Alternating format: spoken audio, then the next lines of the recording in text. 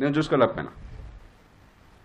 సామాన్యుడికి కావాలి చట్టబద్ధ పాలన, సామాన్యుడికి కావాలి పిల్లలకి మంచి ప్రమాణాల విద్య, దేవుడిచ్చిన తెలివితేటలు బయటపడేట్టుగా. సామాన్యుడికి కావాలి మంచి ఆరోగ్యం. తెలివితేటలు తగ్గట్టుగా విద్య అందితే కోటీశ్వరుడి కొడుక్కి సామాన్యుడి కూతురికి ఏమాత్రం తేడా ఉండకూడదు. అది ప్రభుత్వం చేయాల్సిన పని. ఉపాధి ఎట్లా వస్తుంది అంటే సమాజంలో మనందరి అవసరాలు తీర్చడం వల్ల. మనందరికీ జీవితంలో ఎన్నో అవసరాలు ఉన్నాయి. అందుకోసం వస్తువులు కావాలి, సేవలు కావాలి. ఆ వస్తువుల్ని సేవల్ని ఉత్పత్తి చేయడం అనేది సంపద సృష్టించడం. ఆ సంపద సృష్టి నుంచే ఉపాధి వస్తుంది. ఆ ఉపాధి నుంచి మనకు సేవలు అందుతాయి, వాళ్ళకి ఉపాధి దొరుకుతుంది. వేరే మార్గం లేదు. కాబట్టి మళ్ళీ ఈ మాట మళ్ళీ చెప్తున్నాను. నా మీద చాలామంది కోపం తెచ్చుకుంటున్నారని తెలుసు. కానీ నిజము తెలిసిన వాడు నిజము చెప్పని నాడు ప్రజకు జరుగును కీడు.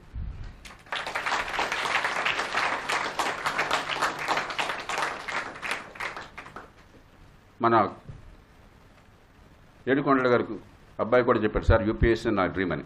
నన్ను తప్పకుండా ప్రయత్నం చేయి, కానీ అది డ్రీమ్గా పెట్టుకోక. చేతనైన మేరకు ప్రజలకు చేద్దాం, ఇది ఒక మార్గానుకుని చేయగానే గ్లామర్ కోసం వద్దు. మళ్ళీ చెప్తున్నాను, ఎందుకంటే మీలో ఎవరన్నా సరే ఏ జిల్లాలో ఉన్నా సరే, ఇప్పుడు తెలంగాణలో 33 జిల్లాలు ఉన్నట్టున్నాయి. మీ జిల్లా కలెక్టర్ గారు ఈవేళ ఆఫీసుకి రాలేదట, కాబట్టి నా జీవితం అంతా గందరగోళం అయిపోయింది, మనస్సంతా అశాంతిగా ఉందని ఒక్కళ్ళు ఫీల్ అయ్యారు ఎప్పుడన్నా? ఎవరికన్నా జిల్లా కలెక్టర్ ఉన్నట్లని మీకు పట్టిందా? అసలు మీకు నష్టం వచ్చిందా? అదే మీ బాత్రూంలో తూములు పొడిపోయినాయి, మీకు ప్లంబింగ్ వర్క్ చేత కాదు, కంపు కొడుతూ ఉంది, బాత్రూమ్కి వెళ్ళలేకపోతున్నారు. ఒక్కరోజు బతకగలరా ప్లంబర్ లేకుండా? ఎవరు ముఖ్యం? మనకెందుకు ఒక అడగానే జిల్లా కలెక్టరా, మన బాత్రూంలో తూములు పుడికి తీసే ప్లంబరా? ఎవరు ముఖ్యం? మరి ప్లంబర్నేమో అవమానంగా చూస్తుండే, వాడికి ఆదాయం లేకుండా చేస్తుండే, తక్కువ పనిగా భావిస్తుండే. ఈ పదవుల కోసమేమో అందరూ ఎక్కుతుండే, మనం తంటాలు పడుతుండే. అంటే మనకేమన్నా బుద్ధి జ్ఞానం ఉందా?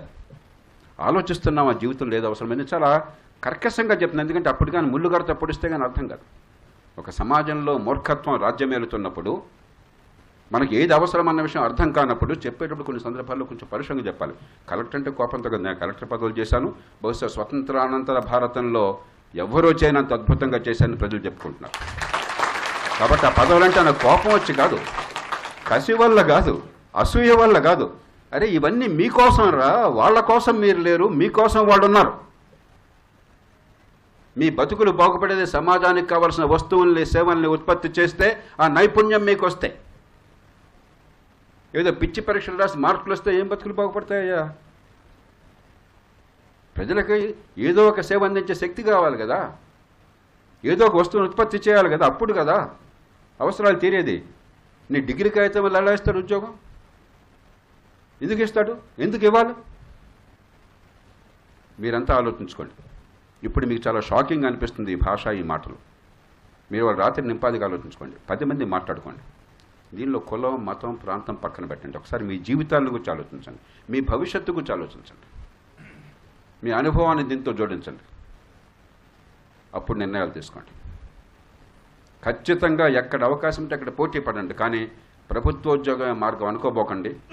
అలా అదే పనిగా చెప్తుంటే చీపుని పట్టుకుని చిత్తకపాతండి. ఎలక్షన్లో చిత్తుగా ఓడించండి అలాంటి వాళ్ళు. ఎందుకంటే వాళ్ళు మోసం చేస్తున్నారు, పచ్చి అబద్ధం చెప్తున్నారు. 100కి 3 కంటే ఉద్యోగాలు ఉన్నాయని చెప్పనని ఛాలెంజ్ చేస్తున్నాను. ఎలా అది నిరుద్యోగానికి పరిష్కారమో చెప్పమనండి, ఎలా పేదరికానికి పరిష్కారమో చెప్పమనండి. కళ్ళు తెరవండి, గొంతు విప్పండి, మేధస్సు వికసించనివ్వండి, మీ బతుకుల్ని సార్థకం చేసుకోండి, చుట్టూ ఉన్న సమాజహితం కోసం పోరాడండి. అందుకు మీ అందరికీ స్ఫూర్తినిస్తున్న ఏడుకొండలను మనసారా అభినందిస్తూ మీ అందరికీ నమస్కరిస్తూ సెలవు తీసుకుంటాను.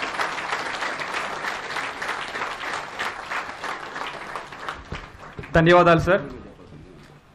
ప్రతి చిన్న విషయాన్ని ఎంతో కూలంకషంగా విశ్లేషించే మీరు చెప్పిన ప్రతి మాట మా యూత్ అందరం తప్పకుండా గుర్తుపెట్టుకొని ఆచరణలోకి తీసుకొద్దామని చెప్తున్నాం సార్. ధన్యవాదాలు మరొకసారి. మరి ఈనాటి ముఖ్య అతిథి తెలంగాణ శాసన మండలి చైర్మన్ శ్రీ గుత్తా సుఖేందర్ రెడ్డి గారిని ఈ కార్యక్రమాన్ని ఉద్దేశించి ప్రసంగించాల్సింది